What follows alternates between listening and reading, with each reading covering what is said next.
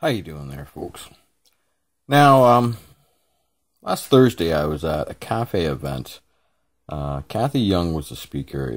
She put out an incredible talk. I found myself having to leave a couple times when she touched upon some subjects I was a little, shall we say, touchy about, specifically about online doxing and things like that, because my full name and address is out there. As a matter of fact, they posted my address within a mile of my house.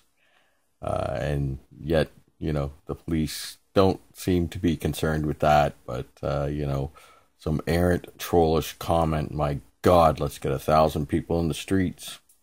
Anyways, Kathy, that was a great talk. It was just a couple of those topics kind of got under my skin a little bit, and I decided to go outside and imbibe in some nicotine. Now, in one of my excursions outside, I encountered a group of protesters, all 5 of them, and I will say that I think that most of them are foolish youth who were sold a bill of goods. They were sold feminism for profit. But I'm going to talk about that another day. In part of the conversation, I said that feminism has been failing alternative sexualities for a long time.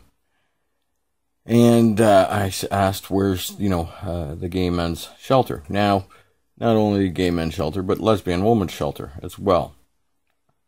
I deal mostly in men's issues in first world nations. Because men are, I truly believe men are at a disadvantage in first world nations. In third world nations, tyrants don't give a rat's ass whose back they break to get their gold, oil, profit, whatever, diamonds. So anyways, that's neither here nor there. That's not why I'm talking to you today. I'm here to talk to you about a very serious subject as far as I'm concerned. And if what I suspect is true, then it is absolutely inexcusable what this feminism for profit has done to the alternative sexuality community. So, I asked that young gentleman about the, gay men's shelter, domestic violence gay men's shelters. He said to go to the 519. Now, we are on the 519 website. You can verify this. I'm under their program section. This is their website. Now, I punched in domestic violence, find programs and services. Now, I'm going to hit search. No programs that match that search. Now, this is government funded. I'm sure that there is some counseling available to domestic violence victims of, in the alternative community, alternative sexuality community. And by the way, I'm using the alternative sexuality community because on purpose, and it's because I'm tired of the alphabet soup. Okay? I don't care what you look like. If you treat me with respect, I will treat you with respect back. I will advocate for all your rights to be treated as a human. Okay? I don't care what you look like. That's my kind of policy. So that's why I'm using the term alternative sexualities. I do not mean that in any offense, and I do not mean to erase anybody. But most of the world is heterosexual. Okay? That's kind of like how we got here. Again, neither here nor there. Back on track here. So there you have it. Okay? Now, I'm going to show you some more stuff. And like I said, if what I suspect is true, then it is absolutely inexcusable. A while back, this is a Canadian paper on domestic violence, and you'll notice it's on my Imager account. I have the file on my old computer, but my old computer has been dead for about a month. Actually more than a month, about 2 months. But that's being fixed. I want to thank the most generous donors out there. I have not, it's not that I just haven't had the time to get back to you. But thank you for the most generous donations out there, all is. But anyways, you'll notice that it says, do not assume the abused woman's partner is male. Okay, and down here they go on, lesbians may be mistrustful of any helpers she perceives as homophobic. She may also more than likely seek out female rather than male helper. A clinical issue that may arise is initial wariness and mistrust of female helpers because of her experience of abuse by her female partner. Now, so they're acknowledging female domestic or lesbian domestic violence, and I'm going to say that there's gay male domestic violence as well. My personal take is that there's assholes in every bunch, and it doesn't matter who they are or who they sleep with. There's just some serious fuckheads out there. But anyways, so the Ontario government has known about this, okay. So the information is out there. Now, this is an old report. There's very, very little information out there about this sort of stuff. And this kind of plays back into my belief that what we have here going on is a feminism for profit, and it's we live in a rape journalism culture where they force the narrative down the throats of the public, of society. And that narrative is that, it's only men who are brutal and violent and stuff like that, and women are, always the victim. So lesbian violence would not, does not fit into that narrative there. So that's just a little bit there, that there's some history. They know about it in Ontario and Canada. Now, this here is the Ontario Auditor's General Report, and right off the hop, you can see that men aren't victims, apparently, but they acknowledge that women, violence against women. Now, I'm going to go down here just to a little bit here, and this is the scope of what they spend. $142 million in transfer payments, and $82 million goes towards operating 95 shelters. Oops, I'm so sorry, Miss Young, I was off by 5 shelters, so it's probably closer to 100 now. I was going off memory. The remaining 60 million. Anyways, you can see that there's quite a few, quite a large amount of money that's involved in the shelter industry. Okay, and it is an industry. Make no mistake about it. That's why I say feminism for profit. Now, this here is from the 2009 General Pulse Survey, and I've highlighted Ontario, and you can see that it's almost equal rates of abuse between male and female. There's a couple outliers there. Newfoundland, Labrador, and Prince Edward Island. I'm not quite sure what's going on out there. Anyways, I'm only concerned with Ontario right now. So there you have parity going on right there. Now I'm back on. This is the 519 website, as you can see, and here we have Kathleen Wynne, and I guess that's her partner. I do not know. I don't really care. I'm only concerned about her being honest and truthful and providing services for all of Ontario's voting population, all of Ontario's citizens, for that matter. But, all of Ontarians, okay, to phrase it properly. And I'm actually quite astounded at, what I'm kind of discovering by poking around and looking at all the numbers, okay, regarding this domestic violence, feminism for profit, abuse industry. So, this is what we're paying for here, okay? I'm just going to go through it. I don't really, I'm only going to comment that I'm not seeing anything that's going on domestic violence. Okay, and this is supposed to be where the gay and lesbian community is supposed to turn to for help in their time of need. If I was a gay or a lesbian person and I was suffering domestic violence, I would turn to those who would be the most understanding of my situation, those who are similar to me. Okay, so in other words, I would turn to a gay person, or if I was a lesbian, I would turn to a lesbian person, because they would experience, they would have similar experiences, and they would, be the most empathetic, I would suggest, or I would believe.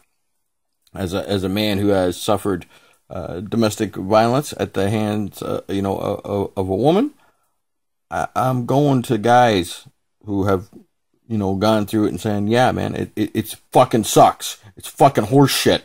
And it's goddamn reprehensible and inexcusable that I was told to suck it up. We don't intend to enforce the law. That's neither here nor there. It's actually, I'll point out one other thing.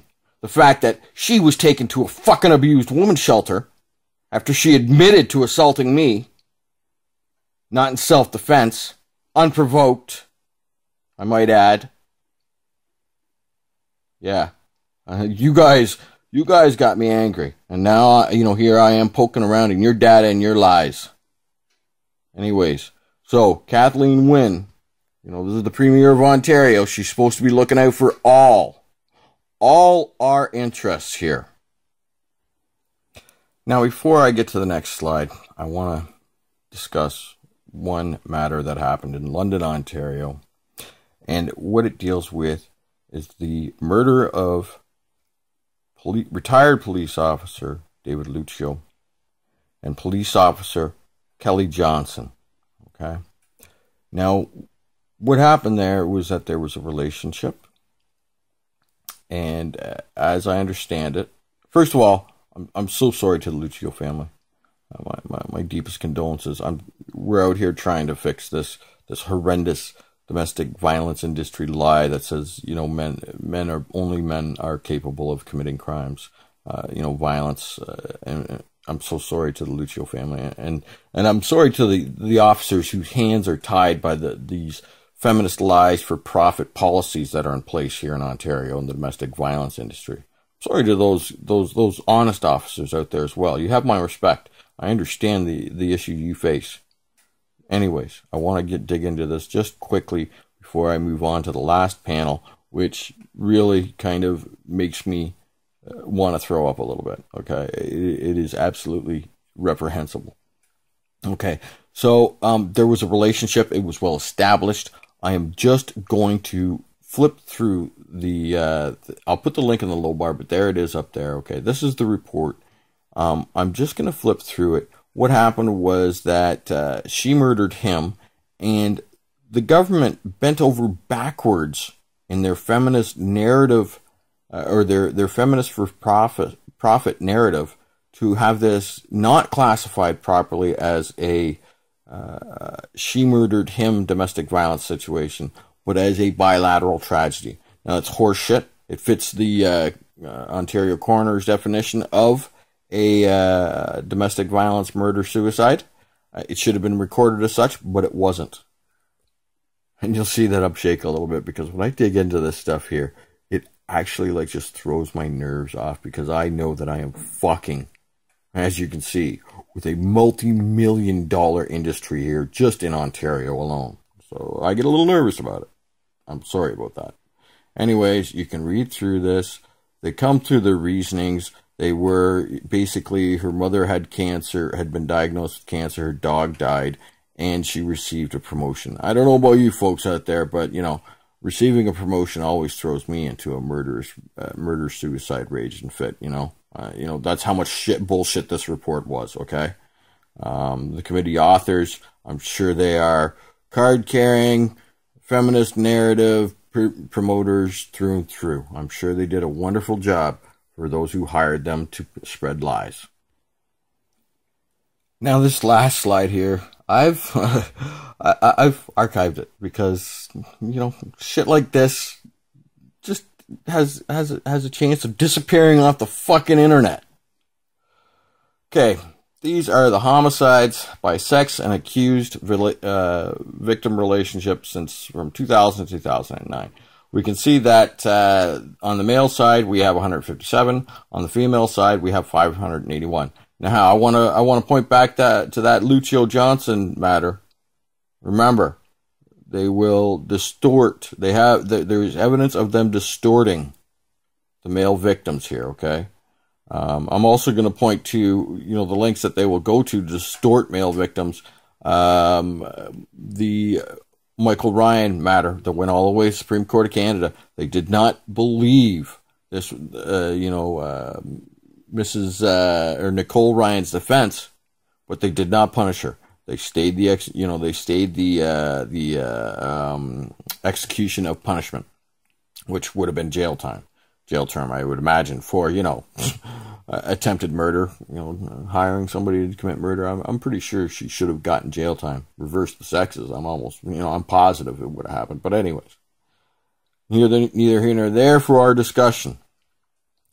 Now, what we got going on, we can see that the spouses, they've got a couple of footnotes here. We go down to the footnotes, and it includes same-sex spouses, and it includes those separated, common law or divorced, et cetera, right? Just, just out of interest here, you can see that men are the majority of the worst violence victims here. You can see that, that's, there's no refuting that fact there. But here is what kind of made me really shake my fucking head. Other intimate relationships, okay?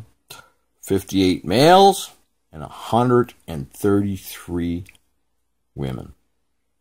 So if what I am saying here, and this is what I believe, is that the Ontario government and the government of Canada has ignored these murders to promote that feminist narrative for profit, which got those abuse industry people, and I am being extremely polite about this, but I want to call them, I'm going to call them cretins, because the words that I want to say are not too polite.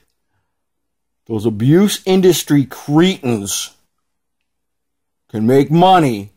These people are ending up in the ground, being murdered. And that is inexcusable. It's time to stop feminism's for profits lie. Time that all domestic violence victims are given services. And if these politicians won't fucking honor their oaths to do their fucking jobs, then it's time we vote them out. Danny Boy out, folks. Cheers.